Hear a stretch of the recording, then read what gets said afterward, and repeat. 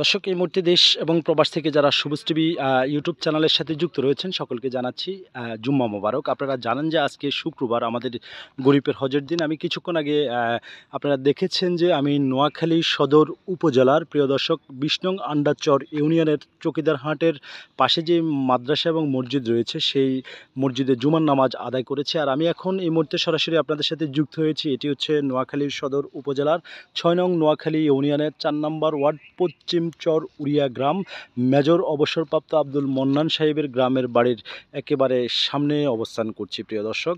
তো আপনাদেরকে দেখানোর চেষ্টা করছি, এখানে রয়েছে মন্নান কলেজ এবং মন্নান হাই স্কুল, আর এটি হচ্ছে ওনার গ্রামের বাড়ি।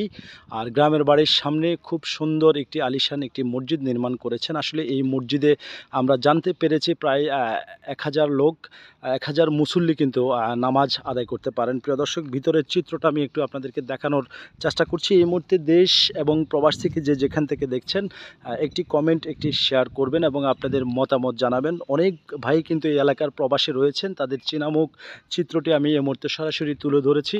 এই আল্লাহর ঘর মসজিদে ১,০০০ মুসল্লি জামাতের সহিত নামাজ আদায় করতে পারবেন। প্রিয় দর্শক, আপনারা জানেন যে আজকে শুক্রবার, এখানকার খতিব যিনি রয়েছেন এবং মর্জেন সাহেব যিনি রয়েছেন তারা হয়তো জুমার নামাজ শেষ করে খাওয়ার জন্য গিয়েছেন এবং লাঞ্চ করার জন্য গিয়েছেন। এই কারণে আমি ভিতরের চিত্রটি আপনাদেরকে দেখাতে পাচ্ছি না, আন্তরিকভাবে দুঃখিত। যতটুকু পারছি আমি এতটুকু দেখাচ্ছি, কারণ ভিতরে বন্ধ অবস্থায় আছে, প্রিয় দর্শক। তো এই ছিল আমার কাছে নোয়াখালী জেলার নোয়াখালী সদর উপজেলার ৬ নং নোয়াখালী ইউনিয়নের ৪ নম্বর ওয়ার্ড পশ্চিম চর উড়িয়া গ্রামের মেজর অবসরপ্রাপ্ত আব্দুল মন্নান সাহেবের বাড়ির একেবারে সামনে থেকে, প্রিয় দর্শক, সর্বশেষ খবর।